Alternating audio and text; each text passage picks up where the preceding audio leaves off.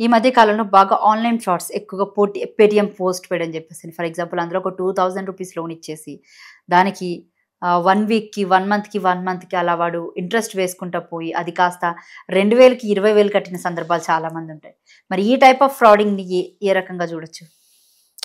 ఇవి అంటే కొత్త సాంకేతికత అభివృద్ధి చెందుతున్న కొద్దీ మీకు ఓటీటీ ప్లాట్‌ఫామ్‌ల నెట్‌ఫ్లిక్స్‌లో ఒకటి 'జంతారా' అని ఒక సీరీస్ వస్తది. మీరు చూడండి. మంచిగా ఎప్పుడైనా టైం ఉంటే చూడండి.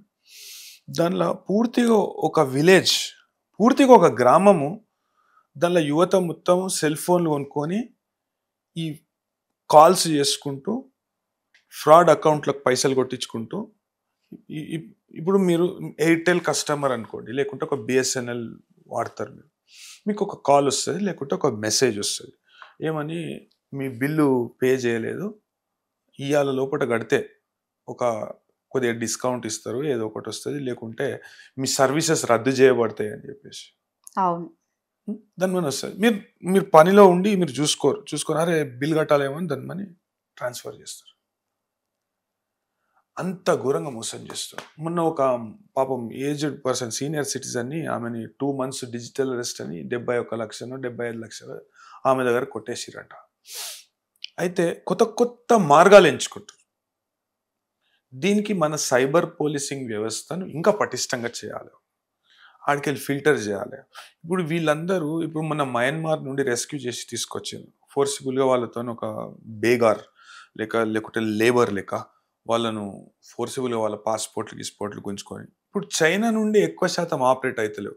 ఎందుకంటే డిటెక్ట్ అవుతున్నాయి కాబట్టి వాళ్ళు ఏం చేస్తున్నారంటే థాయిలాండ్ కేంద్రంగా, మయన్మార్ కేంద్రంగా, కంబోడియా కేంద్రంగా, శ్రీలంక కేంద్రంగా ఆపరేషన్లు చేస్తున్నారు.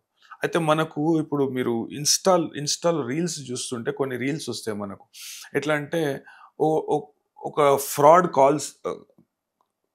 కాల్ చేస్తున్న ఒక ఫ్రాడ్స్టర్ని, ఏన్నో అమెరికాలో ఉన్న వ్యక్తి, నువ్వు ఇక్కడ కూర్చున్నావు, పలానా క్యాబిన్లో కూర్చున్నావు, నువ్వు ఇది ఉన్నావు, నిన్ను పోలీస్కి పట్టిస్తా, ఇది పట్టిస్తా, యూ ఫ్రమ్ ఇండియా, ఇది అది అని వాడు అంటుంటాడు. అంటే ఆడ రక్షణ వ్యవస్థ అంత పటిష్టంగా ఉన్నది కాబట్టి ఈ ఫ్రాడ్స్ అనేటివి అయితలేవు. మన రక్షణ వ్యవస్థను పూర్తి స్థాయిలో పటిష్టంగా చేసుకోవాలి. ఇది మొత్తం ఫిల్టర్, ఏడుకాడికి ఫిల్టర్ అయిపోవాలి. అంటే మన దేశంలో ఉన్న వ్యక్తులను వాడుకొనే ఇప్పుడు ఈ Fun88 ఒక చైనీస్ కంపెనీ. వాళ్ళు ఎవరితోని కలిసిండ్రు, అఫీషియల్ స్పాన్సర్ అట ఈ మన kabaddi, Dabangg kabaddi club official sponsor అట. దబంగ్ కబడ్డీ క్లబ్ ఇప్పుడు ఈ ప్లాట్ఫామ్తో ఎవరు అగ్రిమెంట్ చేసుకుంటే ఆ యాడ్ అనేది వేసింది ఈ ప్లాట్ఫామ్. మీరు ఆలోచన చేయండి. అంటే Fun88 అయితే చేసుకోలేదు. Why are you promoting Fun88? If Fun88 is prohibited from entering into an agreement, you are at offense, right? When you enter into an agreement, see, what is illegal cannot be turned into legal by a private agreement. Right, sir. So out of ఈ betting apps కానీ లేకపోతే ఈ online frauds అనే విషయం పక్కన పెడితే 2017-18లో మీరు ఒక బిగ్ ఫైట్ చేయడం జరిగింది against on Revanth Reddy.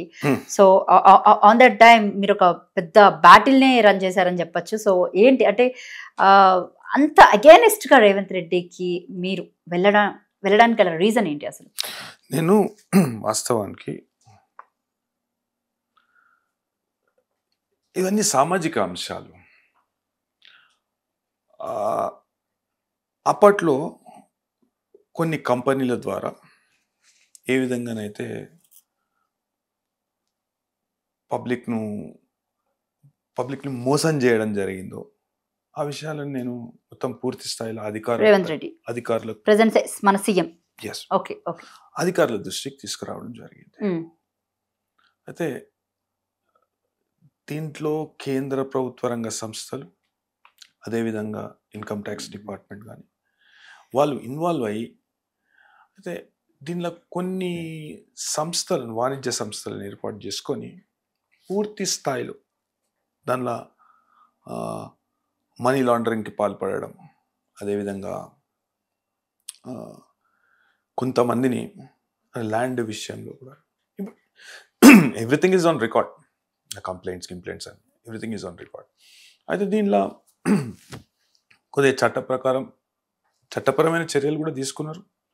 Several cases are pending. ఇప్పుడు మీరు ఇప్పటి వరకు I mean like Revanth Reddy మీద ఎన్ని కేసులు ఉన్నాయి, ఎన్ని కేసులు పెండింగ్ లో ఉన్నాయి, ఎన్ని కేసులు కొట్టేశారు? Do you have any records? Affidavit latest గా చేసిన అఫిడవిట్ ప్రకారం 89 కేసులు ఉన్నాయి. ఓకే, బట్ మీకు తెలిసినంత వరకు ఎన్ని ఉన్నాయి? లేటెస్ట్ చేసిన అదే రికార్డు. నాకు తెలిసినట్టు అన్అఫిషియల్ గా అన్అఫిషియల్ గా ఉండదు, అఫిషియల్ గా డిక్లేర్ చేయవలసిందే. ఇప్పుడు 89 కేసెస్ సుప్రీంకోర్టు చెప్పింది. సుప్రీంకోర్టు ఏం చెప్పిందంటే ప్రతి ఒక్కళ్ళు అంటే పబ్లిక్ లైఫ్ లో ఉన్న వాళ్ళు any contestants they will have to declare their cases first. మరి మనీ లాండరింగ్ కేసులో అసలు రేవంత్ రెడ్డికి వచ్చిన తీర్పు ఏంటంటే, మీరు అంత పెద్ద బ్యాటిల్ చేసినప్పుడు ఏం జరిగింది? No complaints, several complaints were made. They are in pipeline. I think he is also threatening you, right, some time. ఆ థ్రెట్స్ అనేటివి ఇప్పుడు నేను Just let me know what kind of threats they be done. There are several issues. అంటే threat perspective అనేది ప్రొఫెషన్లో ఉంటూనే ఉంటుంది. Threat perspective అనేది లేని ప్రొఫెషన్. ఇప్పుడు ఇవాళ దినం చూడండి, ఒక అడ్వకేట్ని నడి రోడ్ మీద చంపేసింది. అయితే థ్రెట్ పర్స్పెక్టివ్ అనేది ఉంటూనే ఉంటుంది.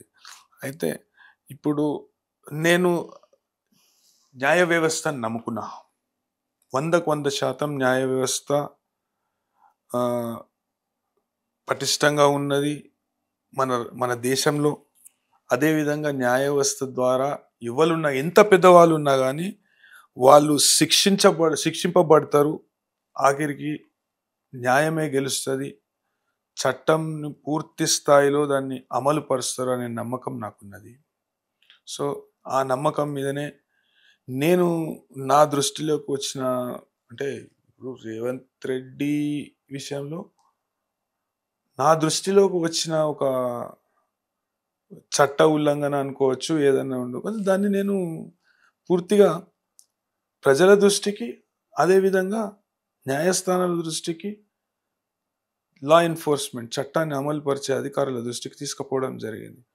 న్యాయ వ్యవస్థ, ఈ చట్టము కలిసి ఎటువంటి న్యాయం చేస్తారు అనేది మనం వేచి చూడవలసిందే. Okay, still case is running. Yes, cases are running.